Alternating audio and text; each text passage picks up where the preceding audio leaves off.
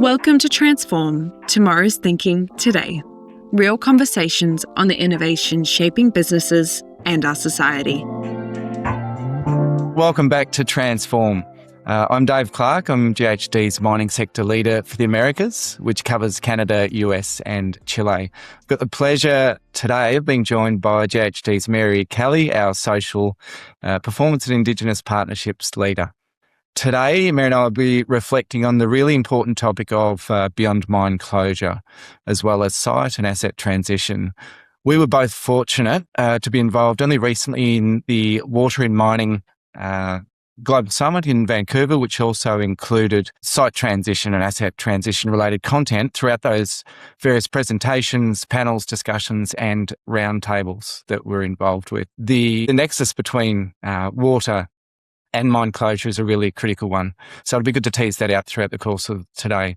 So Mary, great to see you again as always, and thanks for joining the discussion. Well, thanks for the invite, Dave. I mean, this is such an important topic where we as a society are going and the need for minerals. So many communities are there, they have the burden of having these mines on their lands, and they need to have a voice in helping shape them. And so what's left behind after the mine's done is an important conversation as part of that. So I'm looking forward to this. Excellent. Well said, Mary. To just help set the scene and provide a little upfront context on mine closure, I just wanted to cover off a few things that'll lead into our conversation.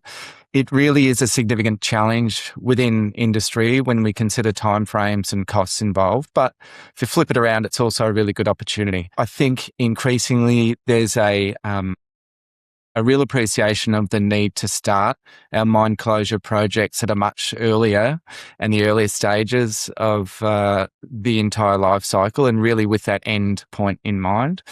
Our closure plans and execution really need to be regularly reviewed and updated to reflect those evolving site conditions, economic shifts, and to effectively address the community and stakeholder priorities. Legacy and abandoned mines have really reflected quite poorly on the industry as a whole, and hence the opportunity to be better and to do better. And we're seeing some signs of, I believe, more meaningful involvement and earlier stakeholder participation, which is great in site-related decision-making processes as well. So I'd like to think there's been a bit more maturity in terms of how we're effectively managing those processes as well. Industry and associations are really driving some better standards and expectations, and there's really good coordinated research, and I think a greater level of transparency in our experiences within the sector in mine closure, whether they be good, bad or indifferent, towards continuous improvement in what we do and how we go about achieving better outcomes ultimately. So in framing this conversation, Mary, mine closure really is to be seen as the last chapter, I guess. However, increasingly it's becoming the storyline that does run through the entire mining life cycle. What's, in your view, what's driving that shift, Mary? It's an important question because there isn't, like you were saying, there's not a lot of good examples of successful mine closure where you have that support of the community and that recognition, that legacy is something they're going to be holding. And so I think the shift is coming not because the engineering is wrong. I don't think I ever hear communities say that, but it's because decisions feel irreversible. So when a community is forced to accept decisions by a mining company and they're going to live with that legacy, it really puts the onus on how are we involving communities in that conversation in meaningful ways, not at that last chapter, but throughout the life of a mine, so that we're co-creating what that end looks like together. Thanks, Mary. So what does that shift then mean from a community and rights holder perspective? I think it means that we do a lot of effort at the onset of establishing a mine, whether that's the engagement to get the permitting into place and to get to that leave to construct. And then there'll be instances throughout the life of a mine that, you engage on permits or things like that. But at that governance level, that co-decision making, are we really involving communities in defining what metrics are used to make a decision? And that's where you're starting to see that shift from communities is they want to be at that table in making those decisions, because if they're being asked to hold that legacy in perpetuity, they should have a voice in it. And I think that's an important shift in that this life cycle of a mine is making sure that those voices are captured. Some really good points there. From your perspective, Dave, have you seen a shift in the way organizations are treating closure, like that not an event that they're going through, but something that is more of a long-term commitment? I have pleasingly seen that shift. I think on occasion that shift hasn't necessarily occurred, and I think in that case there's a lack of stakeholder endorsed sort of closure vision, if you like. Some organisations can unfortunately tend to be a little more transactional rather than thinking strategically and aligning with their own sort of values, but that is changing without a doubt. We're seeing different company structures in how closure-related planning activities and execution is better integrated within their businesses. And for me, that's more around sort of operationalising closure. It's BAU, it's what we do, and we've got to do it in an integrated sort of fashion. So where there has been a disconnect historically, I think some of those things are changing and have been corrected between more integrated mine planning functions especially.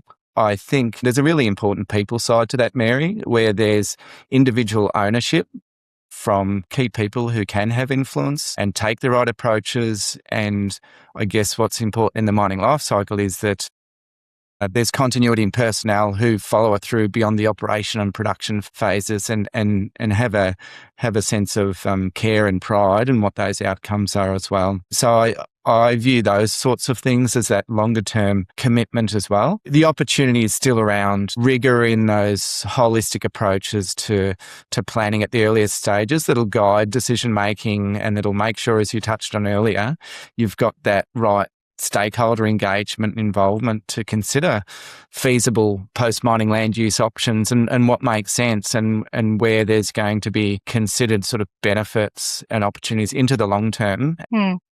And I think you brought up something in that I think is really important, is like you talked about the people side of it and that continuity of people. And I think that goes back to trust. And if you're seeing companies, organizations developing that vision of what they want to do, how is closure actually approached then? If they have a vision that seems to really be aligning with what we're talking about, but we're not necessarily seeing it on the downstream end of that. So what's that gap that you're seeing? Yeah, the gap, it's a good question. I think in certain instances, managing some of those internal and external stakeholders and expectations is a tricky one in terms of what's created. It's great to be innovative and be creative and aspirational, but we've got to be realistic as well in terms of what makes sense with a whole suite of criteria in mind. And so I think there is a risk of misalignment around some of the solutions and decisions that are made, and importantly around the implementation or the execution as well. So again, it comes down to people. It comes down to the point that you've rightly raised a couple of times around that trust piece and alignment. And I think, though, what's made it difficult in many instances that I'm aware of is we don't have to have 100% information around some of the technical decisions that we make, but there's got to be sufficient information to have confidence in the ultimate benefits and success of a site and a solution that might be sort of put in mind as well. So I think that's the gap there around that misalignment piece, to be honest.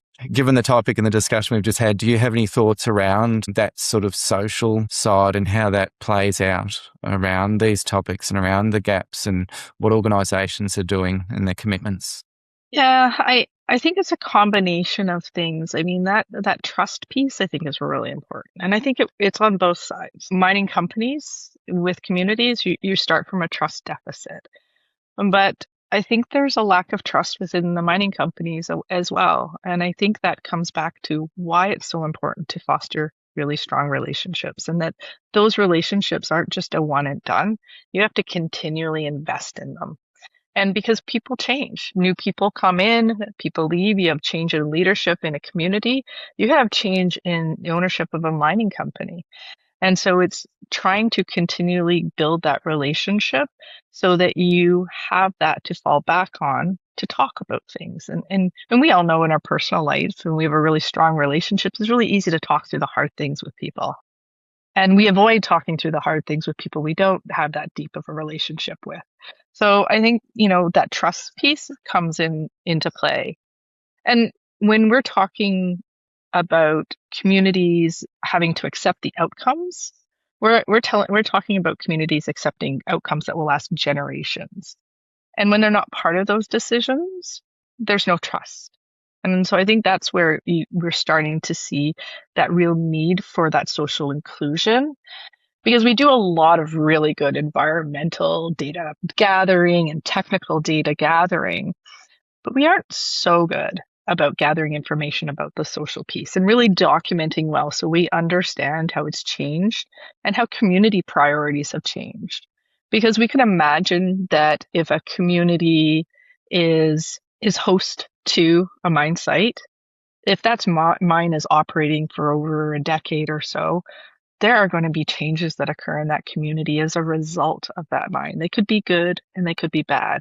But if we're not looking, if we're not recognizing what that change is, we could perpetuate the bad and we could miss the positive. And I think that's where data from social data becomes really valuable. Excellent. Well said. Thanks, Mary. There is a trust deficit within the industry. I'd like to think, ever the optimist, that is changing and heading in the right direction, but it only takes a couple of situations, if you like, or circumstances that can quickly erode that trust at an individual or organisational or at a broader sort of industry level as well. And we've seen that play out. But for me, I think we're heading in the right direction. And we've got to be prepared to have those brave and tough conversations and be really open and transparent, to your point. Thank you, Mary. Thanks again for joining the session today. Thanks, everyone, for listening, and we look forward to seeing you again next time. Awesome. Thanks, Dave. You've been listening to Transform by GHD. Big ideas, real impact.